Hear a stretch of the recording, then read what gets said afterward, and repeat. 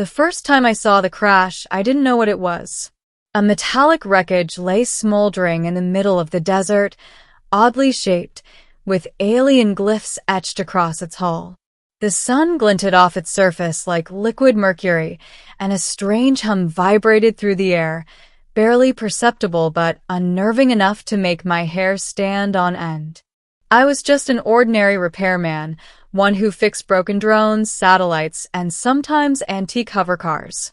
Spacecraft weren't part of my usual work, but something told me I couldn't just leave it there. I approached cautiously, toolkit in hand.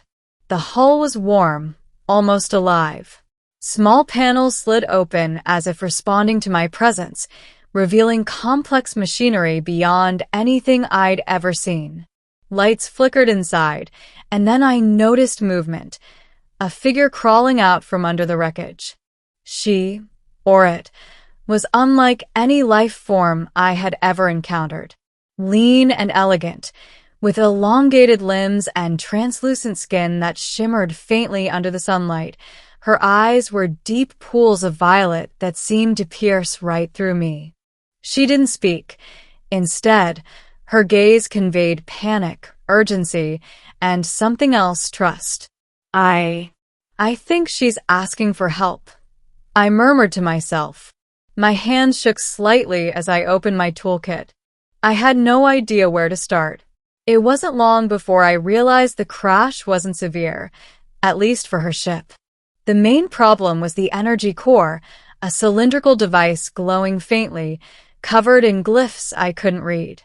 She gestured frantically at it, then back at me, her eyes wide, almost pleading.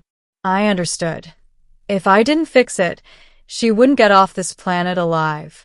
The next few hours were surreal. Working under the hot desert sun, I tinkered with components that seemed to defy every law of physics I knew. The hum of the ship resonated with my tools, as if it were alive, almost guiding me. I soldered, calibrated, and rewired parts one couldn't name, guessing the function of each one. At some point, she hovered beside me, no words, just presence, as if she were offering silent encouragement. Finally, the energy core pulsed steadily, and the ship's systems hummed in harmony. Lights blinked across the hull in patterns I could never have predicted, and the figure, now clearly an alien, smiled. Not a human smile, but a gesture that mirrored gratitude in its purest form. Relief washed over me, followed by an odd sense of pride. I had done it. I had actually fixed an alien spacecraft. "You saved my life," she said then, in a voice that wasn't her own.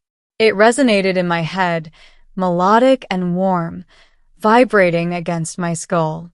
I am Xylaria of the Irelians. You have my eternal gratitude." I swallowed hard. You're welcome? I mean, I just did my job." Her head tilted slightly, a motion that felt like curiosity, almost amusement. "Your job saved a civilization. Perhaps more than one. You will be rewarded." At first, I laughed nervously. Aliens offering rewards for basic mechanical work? It sounded absurd. I don't need anything.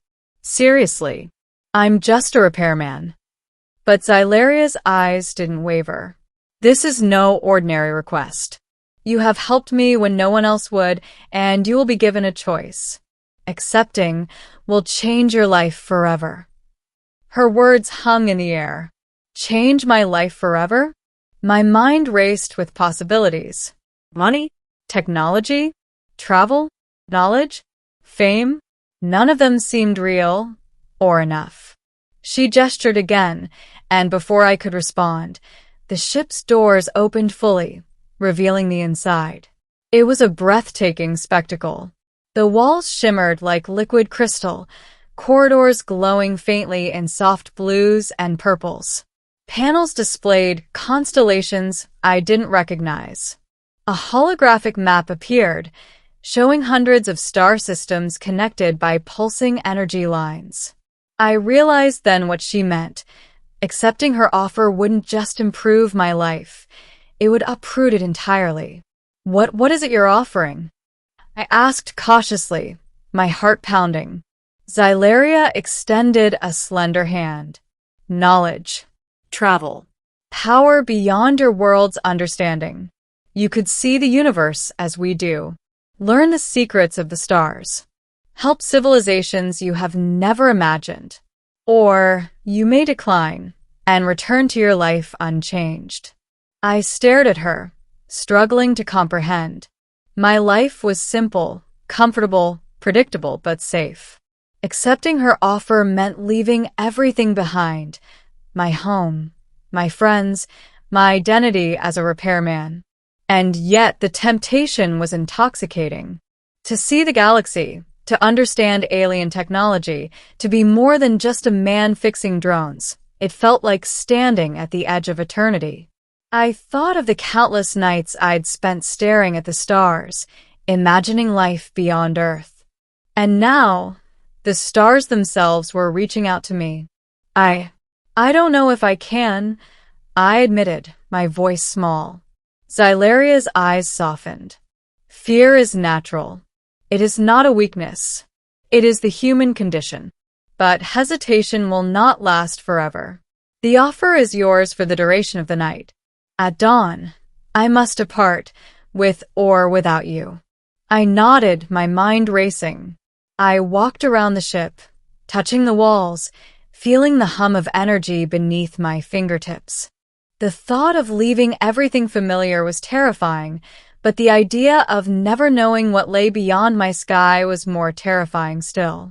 Hours passed in contemplation. I drank water, ate a small meal, and tried to ground myself in the desert, the only anchor to my old life. I watched the sunset paint the sand in fiery oranges and reds, and I realized something fundamental. My fear was a mirror of my desire. The universe was offering me a chance I couldn't fully understand, but it was real, and it was here. Finally, I approached her. I want to do it. I want to see the universe. I want to learn. But what do I have to give in return? Xylaria's gaze deepened, almost grave. You give only your willingness, your curiosity, your dedication to understanding. You must not break trust, not betray those who seek peace, not use this gift for destruction. I nodded, solemnly. I understand. Then, as if sensing my resolve, the ship's systems hummed louder, lights pulsing in rhythmic waves. A small platform extended from the ship, and Xylaria gestured for me to step aboard. I hesitated, looking back at the desert, my home, the world I had known my entire life.